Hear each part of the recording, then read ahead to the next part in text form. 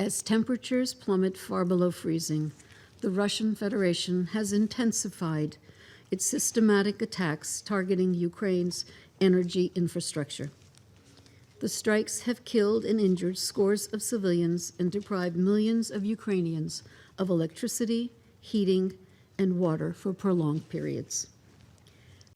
In total, since the start of the Russian Federation's full-scale invasion of Ukraine in February 2022, the Office of the High Commissioner for Human Rights has verified that at least 14,999 civilians have been killed, including 763 children.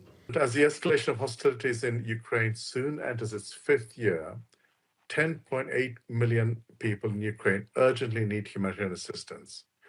Tomorrow, that's Tuesday, the 13th of January, the United Nations and our partners, in consultation with the government of Ukraine, will launch the 2026 Humanitarian Needs and Response Plan, which seeks $2.31 billion to deliver life-saving assistance to 4.12 million people facing the most severe needs.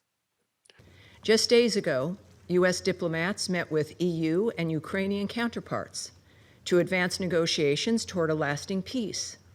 Thanks to the leadership of President Trump, we are closer to a deal now than at any point since the war began.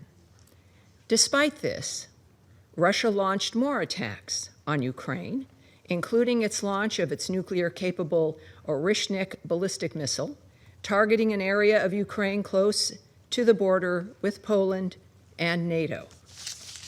This constitutes another dangerous and inexplicable escalation of this war.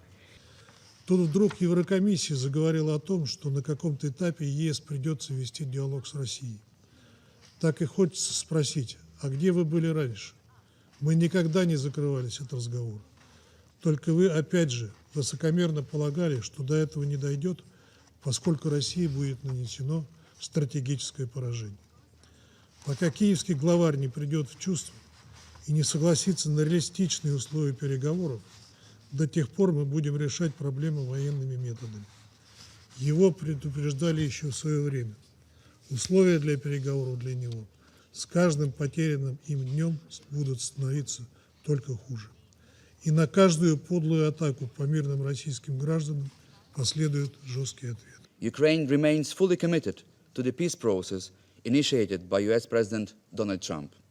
We commend the mediation efforts of the United States and active diplomatic efforts of our European and other partners that seek to pave the way for genuine peace. Last weeks were marked by an intensive shuttle diplomacy in Florida, in Paris, with personal engagement of President Volodymyr Zelensky. What we see, though, is that Russia deliberately derailing these peaceful initiatives. We call upon our allies to introduce additional sanctions and increase economic pressure on Russia, including tougher measures targeting the shadow fleet, further restrict energy revenues as well as Moscow's ability to acquire critical components for weapons production.